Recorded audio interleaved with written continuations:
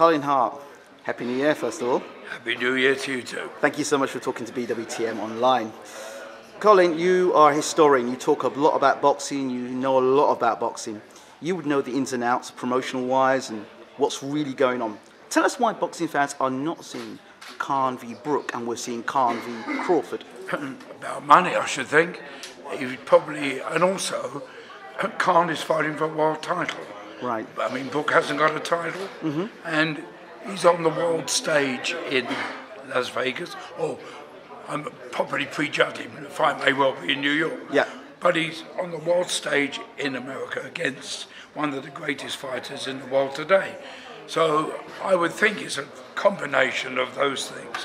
Money, prestige, that'll be it. One of the things that have baffled our viewers is Kell Brook's career in terms of, well, he was a prospect, then he became a champion, he looked like he was guiding very nicely, and then took a suicidal fight against Gennady Golovkin. I mean, all this craze seems to be now on a... Yeah, but again, it's money. Boxing is a business, and, you know, these guys have a very short life.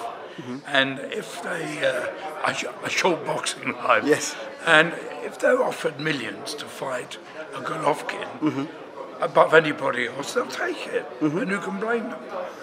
Undisputed. It's a word that's very few fighters become undisputed champion. Well, Crawford, who Khan is fighting, yes. I think he's only one of 4 or 5 men who have been the undisputed champion. Yes. Because he did his at lightweight, and he's good enough to do it at welterweight.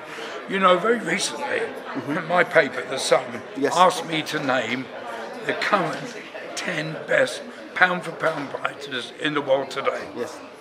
My number 1 was Lomachenko. Yes. My number 2 was Terence Crawford, ahead of Alvarez. So that's how highly I rate Crawford. So you're basically saying that Lomachenko would beat Crawford if you've got him as number 1? I didn't say that. Okay, I'm just obviously people ask the question. I mean, pound for pound, yes. I think Lomachenko is the best fighter in the world today. That doesn't mean he can beat AJ, does it? I agree, but they're closer to weight divisions, aren't they? So people would ask the question. It'd be a hell of a fight. It'd be worth seeing. What are your thoughts on Mikey Garcia moving up in weight to fight Spence? Well, Mikey Garcia's got a hell of a job on against Errol Spence. That's another great fight. Garcia was in my top 10. Right. I think I had him round about number 5, right. Something like that. But he's jumping 2 weight divisions to fight Spence in Texas. Again, a hell of a task. Okay, interesting. What do you think it takes to be a great promoter? We've got Bob Arum over here at the moment. What do you think it takes to be a great promoter? What separates a good promoter from a great promoter? Well, for one thing, you've got to understand your sport. Right. Inside out and backwards. Yes. You've got to have a flair to be able to sell a fight. Yes. And you've got to be able to delegate. Right. In other words, have a good team around you. I mean, it takes all kinds. I mean, the greatest promoter for me in my time of 50 years was Don King. Because Don King, I saw him hustling tickets in Manchester when Ben fought Eubank. Yeah, he wasn't big enough. He wasn't too big, should I say, to go out on the street and hustle for tickets. So that's what makes him stand out to everybody else, you think? Well, he's got to have the flair, and you've got to know how to publicise a fight. Okay. The mystery man, Al Heyman. Nobody, well, not many people have seen this man. I've never met him. I've never met him. But don't forget, I've been retired as a mainstream boxing fighter for nearly 20 years. Yes. So he came along after my retirement.